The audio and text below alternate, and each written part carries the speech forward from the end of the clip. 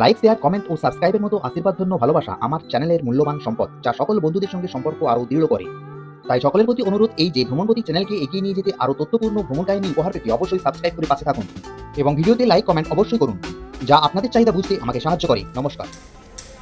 নমস্কার বন্ধুরা, welcome to my channel ভ্রমণ প্রতীক। আজকে আপনাদের আসরে আমি হাজির হয়েছি আবারও একটি নতুন ব্লগ নিয়ে। আমি এখন উপস্থিত হয়েছি শিবক্ষেত্র, মহাক্ষেত্র, পুণ্যভূমি তারকেশ্বরের মাটিতে। আমি দাঁড়িয়ে আছি তারকেশ্বর রেল স্টেশনে। আজকে আমি যাব তারকেশ্বর শিব মন্দির। তারকেশ্বর শিব মন্দির সহ তার পারিপার্শ্ব ঘুরে দেখব আমি, আর শেয়ার করব আপনাদের সঙ্গে। চলুন তাহলে এখান থেকে যাওয়া যাক তারকেশ্বর শিব মন্দির। আগে স্টেশনের বাইরে গিয়ে সেখান থেকে কীভাবে যাওয়া যায় সেটা একটু দেখে নেওয়া যাক। হ্যাঁ বন্ধুরা, একটা কথা মনে রাখবেন, যারা আমার চ্যানেলে প্রথম নতুন এসছেন বা দেখছেন, তারা চ্যানেলটা অবশ্যই সাবস্ক্রাইব করে রাখুন। যদি ভিডিও ভালো লেগে থাকে অবশ্যই শেয়ার করুন, অনেক অনেক শেয়ার করুন, বন্ধুবান্ধবদের মধ্যে শেয়ার করুন, পরিবার পরিজনের মধ্যে শেয়ার করুন। আর কিছু বলার থাকলে অবশ্যই সেটা কমেন্টসে লিখুন। তাহলে চলুন যাওয়া যাক আজকের ডেস্টিনেশন তারকেশ্বর বাবা শিবের মন্দির। প্রথমেই রেল স্টেশন থেকে সোজা উঠে এলাম এসকেলেটারে এবং সেখান থেকে ওভারব্রিজ হয়ে এবং ওভারব্রিজ থেকে নেমে তারকেশ্বর রেল স্টেশনের বাইরের চত্বরে চলে এলাম। আপনারা এখন যে জায়গাটা দেখছেন এটা তারকেশ্বর রেল স্টেশনের বাইরের চত্বর। এখানে অটো টোটো পাওয়া যায়। আপনারা তারকেশ্বর মন্দির অর্থাৎ তারকেশ্বর শিব মন্দির যেতে গেলে এখান থেকেই টোটো অটো পেয়ে যাবেন। তারকেশ্বর রেল স্টেশন থেকে তারকেশ্বরের শিব মন্দির প্রায় 5 মিনিটের হাঁটা পথ, আর আমি এই ভিডিওতে আপনাদের সেই হাঁটা পথটাই দেখাবো। এখানে মন্দির যাওয়ার রাস্তা অ্যারো দিয়ে দেখানো রয়েছে।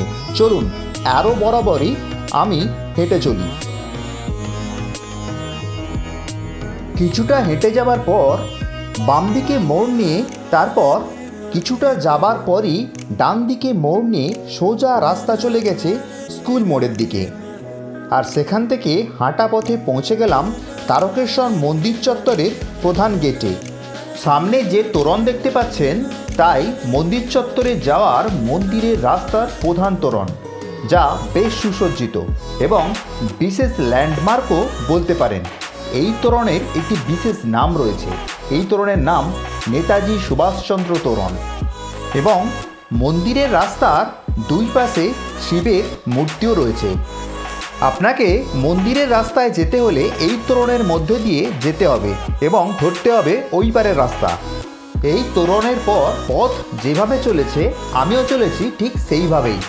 এই মন্দিরের রাস্তায় চলতে চলতে দুই পাশে দেখতে পাবেন পূজার ডালার দোকান, জলযাত্রীদের আনাগোনা এবং অনেক ভক্তের যাওয়া আসা।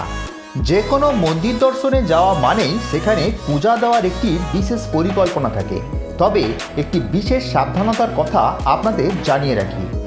আপনি যখন মন্দিরের নিকটবর্তী রাস্তাতে ডালার দোকানগুলোর পাশ দিয়ে যাবেন তখন এই রকম অনেক ব্যক্তি আছেন যারা আপনার পাশ দিয়ে চলতে চলতে পূজা দেওয়ার ব্যবস্থা করে দেওয়ার কথা বলবে, দোকানে ফ্রিতে জুতো রাখা যাবে এ কথাও বলবে।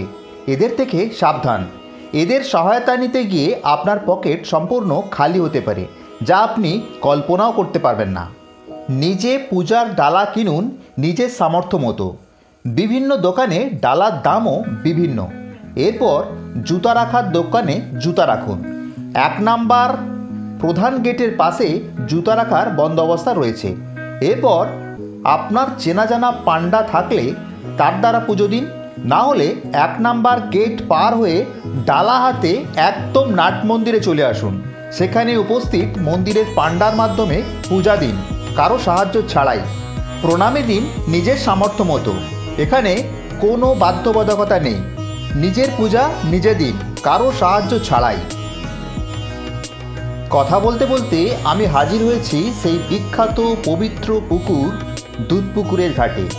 এখান থেকেই ডান দিকে পুকুরের ধার ধরে রাস্তা চলে গেছে সোজা মন্দিরে, বাবা তারকনাথের মন্দিরে। এই বিশালাকার পুকুরের অবস্থান একদম মন্দির লাগোয়া। মন্দিরের সামনে একটি নাট মন্দির অবস্থিত। অদূরেই কালী ও লক্ষ্মীনারায়ণের দুটি মন্দির রয়েছে। আর মন্দিরের উত্তরে অবস্থিত দুধ পুকুর। লোকবিশ্বাস অনুযায়ী এই পুকুরে স্নান করলে মনস্কামনা পূর্ণ হয়। আর একটা কথা বলে রাখি, পূজা দেওয়ার সময় বাবার মাথায় গঙ্গা জল ঢালতে চাইলে তা নিজেরা আগে থেকেই নিয়ে আসুন। তবে এই মতামতটি সম্পূর্ণ আমার নিজের। চলুন এবার দুধ পুকুরের পাশের সোজা রাস্তা ধরে এবার যাওয়া যাক প্রধান মন্দিরে। এই রাস্তাটা বেশ সুন্দর। বাম পাশে বিশালাকার দুধ পুকুর আর ডান পাশে পূজার সামগ্রীর একাধিক স্টল। তার সঙ্গে রয়েছে ঠাকুরঘরের বিভিন্ন সজ্জাদি ও বাচ্চাদের খেলনার দোকান। এই রাস্তা সোজা গিয়ে সংযুক্ত হয়েছে মন্দির লাগোয়া ঘাট ও 1 নম্বর গেটের মাঝে। প্রধান মন্দিরের নাট মন্দির ও গর্ভগৃহে ছবি তোলা বা ভিডিওগ্রাফি করা নিষিদ্ধ, তাই এই ভিডিওতে তা দেখানো কোনোভাবেই সম্ভব নয়। অনেকেই মনে করেন পাদুকা যুগলকে কোথায় রাখবেন। নাট মন্দির চত্বরের ঠিক আগে পর্যন্ত পাদুকার অ্যালাউ রয়েছে, তারপরে জুতা পরে প্রবেশ নিষেধ। তাই 1 নম্বর গেটের পাশে কোনো জুতা রাখার দোকানে জুতা রাখলেই চলবে যদি আপনি মন্দিরে প্রবেশ করতে চান। এখন আপনারা দেখছেন দুধ পুকুরের কয়েকশো পুণ্যার্থীর পূর্ণ স্নান। ভক্তজনের বিশ্বাস এই পূর্ণ স্নানেই লুকিয়ে রয়েছে মনস্কামনা পূর্ণ হওয়ার বীজ মন্ত্র।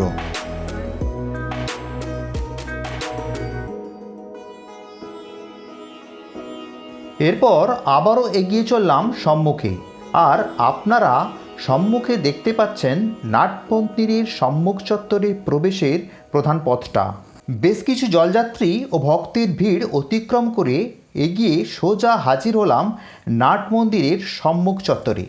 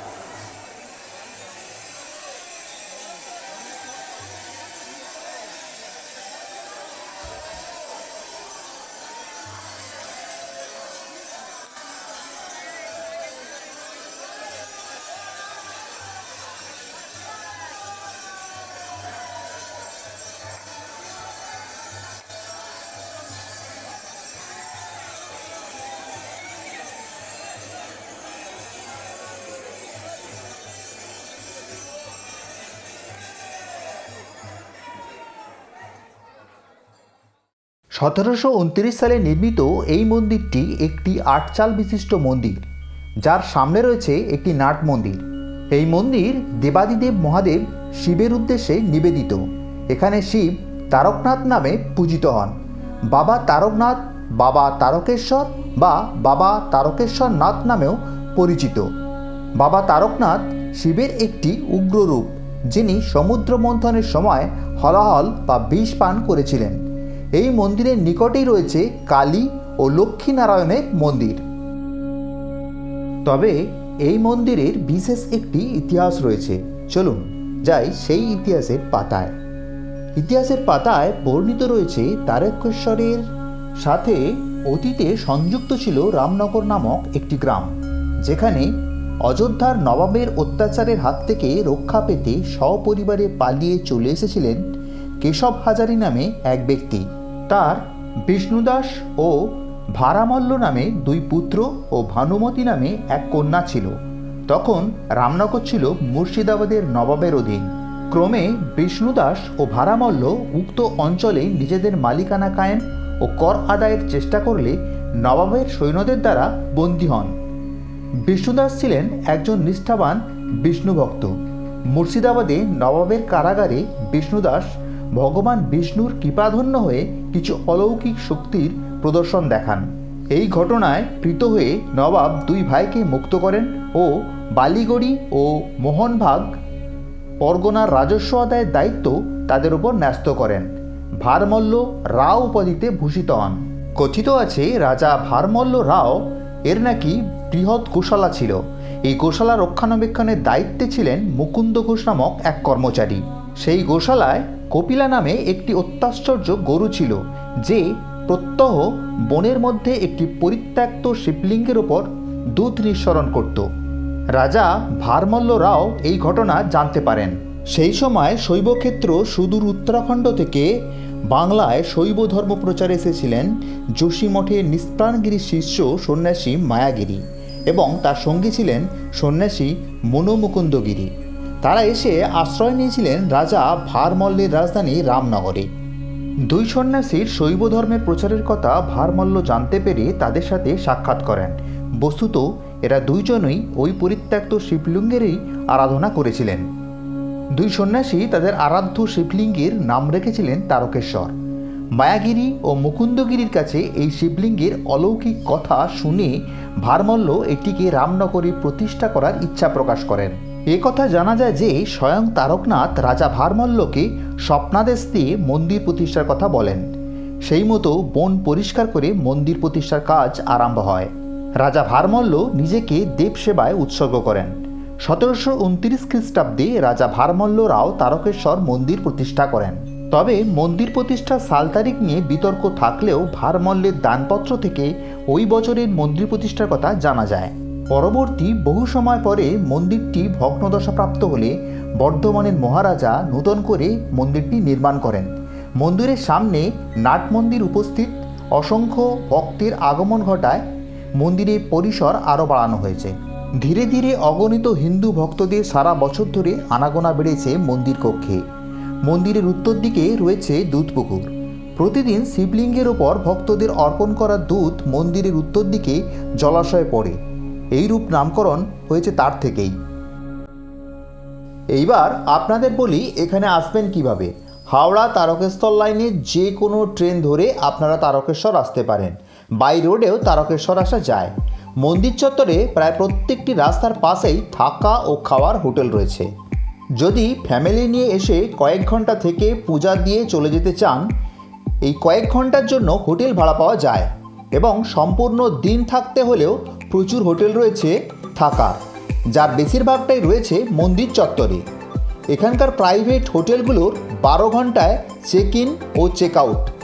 এছাড়া রয়েছে পশ্চিমবঙ্গ পর্যটন দপ্তরের তারকেশ্বর ট্যুরিস্ট লজ, দুধপুকুরের পাড়ে তারকেশ্বর মিউনিসিপ্যাল গেস্ট হাউস। এছাড়া বহু বেসরকারি হোটেল ও ধর্মশালা তো রয়েছেই। মন্দির চত্বরে প্রচুর খাবার হোটেল রয়েছে, তবে তার প্রত্যেকটাই প্রায় নিরামিষ। পূজার ডালার দোকান, খাবার হোটেলের মাঝে মাঝে প্রচুর আচারের স্টল রয়েছে, যা আচার প্রেমীদের জন্য বিশেষ আকর্ষণ। যাতায়াত, থাকা ও খাওয়ার আরও বিশদ তথ্যের জন্য ভিডিও ডেসক্রিপশন বক্স অবশ্যই লক্ষ্য করুন। শুধু মন্দির দর্শন বা পূজা দেওয়া নয়, মন্দির চত্বরের প্রত্যেকটি রাস্তার দুই পাশে প্রচুর সাধারণ সামগ্রীর স্টলগুলো যে বাজার তৈরি করেছে তা বেশ মনোমুগ্ধকর। রাস্তায় হাঁটতে হাঁটতে দেখতে পাবেন প্রসাধনী দ্রব্য, ঘর সাজানোর সরঞ্জাম, বাচ্চাদের খেলনা আর বয়ান ভর্তি স্বাদ দিয়ে সাজানো থরে থরে আচার, যা আপনাকে রাস্তার পাশে দাঁড়াতে বাধ্য করবেই। আর যদি পুণ্যার্থী বা ভক্তদের ভিড় খুব বেশি না থাকে, তবে এই সব বাজারের মধ্যে পড়ন্ত বিকেলে ঘুরে বেড়াতে বেশ লাগে। বর্তমানে আপনারা দেখছেন 1 নম্বর গেট অভিমুখের রাস্তার পাশে সুসজ্জিত দোকানগুলো, আর কিছুক্ষণ সেটাই এনজয় করুন।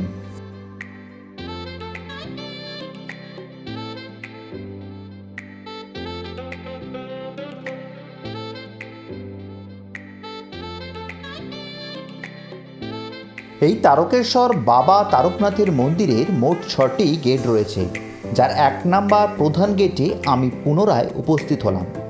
এই মন্দির খোলা থাকে সকাল 6টা থেকে দুপুর 2টো পর্যন্ত এবং পুনরায় বিকালে 4টে মন্দির আবার খোলা হয় এবং সন্ধ্যা 8টায় মন্দির বন্ধ হয়। মহাশিবরাত্রি ও চৈত্র সংক্রান্তিতে তারকেশ্বর মন্দিরে বিশেষ উৎসব হয়। প্রতি সোমবার হয় বিশেষ পূজা। তবে শ্রাবণের সোমবারগুলোতে তারকনাথকে গঙ্গোদকে অর্থাৎ গঙ্গা জলে স্নান করানোর উদ্দেশ্যে লক্ষাধিক মানুষের সমাগম ঘটে, যা শ্রাবণী মেলা নামে পরিচিত। এছাড়া বাবার মাথায় জল ঢালা প্রায় সারা বছরই চলতে থাকে। দীর্ঘ পথ পায়ে হেঁটে দূর দূরান্ত থেকে বাঁক কাঁধে জল নিয়ে অগণিত ভক্তগণ এই সময় মন্দিরে আসেন। দীর্ঘ পথ পায়ে হেঁটে আসা তাদের কাছে পরিশ্রম বলে মনেই হয় না। তবে যেসব জলযাত্রী প্রথম আসবেন তাদের জন্য বিশেষ কিছু তথ্য ভিডিওর ডেসক্রিপশন বক্সে দিয়ে দিলাম, যা আপনাদের সাহায্যে লাগতেও পারে। আপনারা সামনেই দেখছেন নাট মন্দির, তবে জলযাত্রীর খুব ভিড় না থাকলেও বেশ কিছু জলযাত্রী এসছেন এই সময়, যা আপনারা দেখতেই পাচ্ছেন। এবার আসি একটু অন্য কথায়। বাবার অপার অলৌকিক ক্রিয়ার কথা বলে শেষ করা যায় না। একাধারে তিনি দেবাদিদেব, আবার অন্যদিকে তিনি জটিল রোগের নিরাময়কারী। বহু পূর্ব হতেই এ প্রথা প্রচলিত।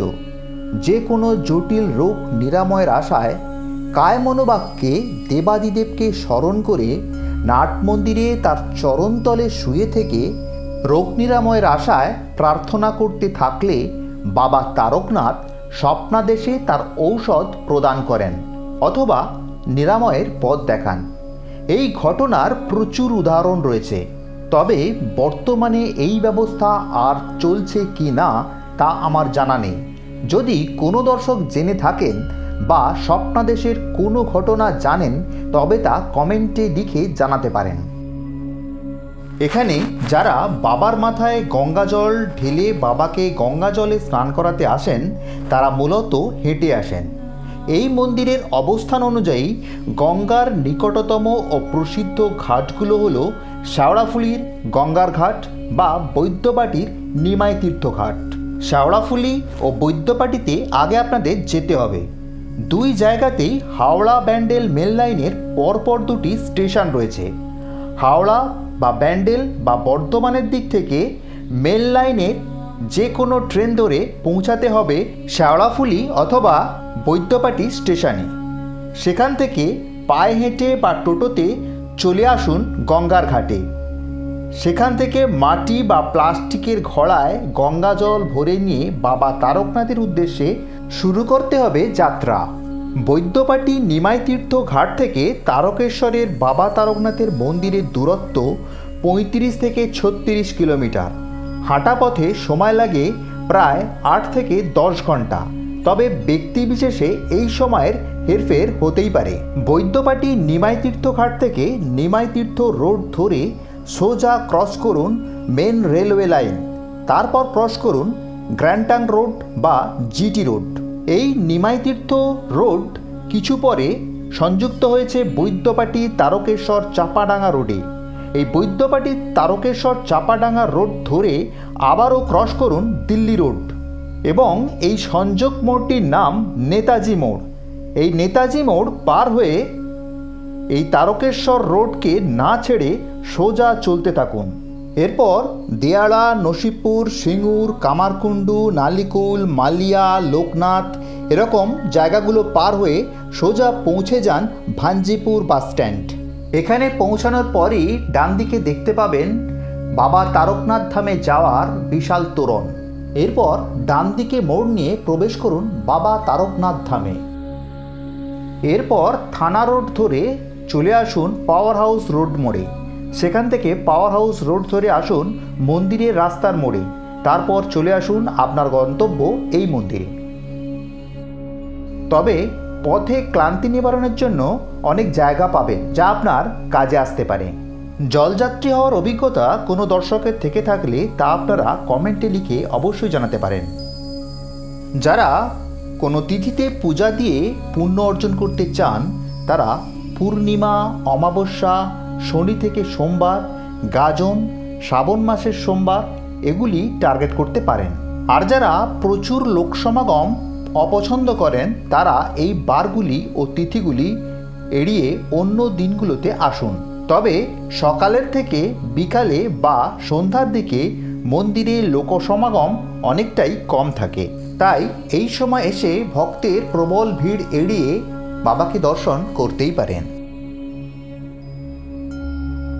এখন প্রথম অর্ধে মন্দির বন্ধ হতে চলেছে, তাই ভক্তদের ভিড় এড়িয়ে আমি এসে দাঁড়ালাম দুধপুকুরের ধারে। পশ্চিম দিগন্ত লাল করে সূর্যিমামা তখন দুধপুকুরের মৃদুমন্দ ঢেউগুলোকে রঙিন করতে ব্যস্ত। ভক্তদের তখনও পুণ্যস্নানে বিরাম নেই।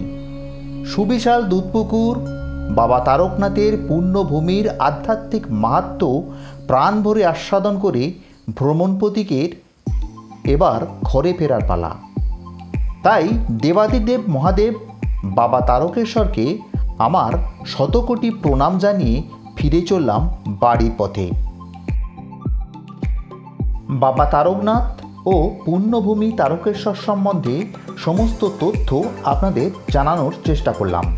মন্দির চত্বরে থাকা, খাওয়া, কিভাবে এখানে আসবেন, কিভাবে পূজা দেবেন, এসব বিশদে জানতে এই ভিডিওর ডেসক্রিপশন বক্স অবশ্যই দেখুন। ভিডিও ভালো লাগলে লাইক শেয়ার অবশ্যই করুন। আর ভিডিও কেমন লাগলো তা কমেন্ট করে জানাতে একদম ভুলবেন না। আর যদি চ্যানেলে আপনি নতুন হয়ে থাকেন তাহলে এই রকমই তথ্যবহুল ভিডিও পেতে অবশ্যই চ্যানেলটাকে সাবস্ক্রাইব করে পাশে থাকা বেল বাটনটা বাজিয়ে দিন ভিডিও দেওয়ার সঙ্গে সঙ্গে নোটিফিকেশান পেতে। তাহলে আজকের মতো বিদায় বন্ধু, নমস্কার।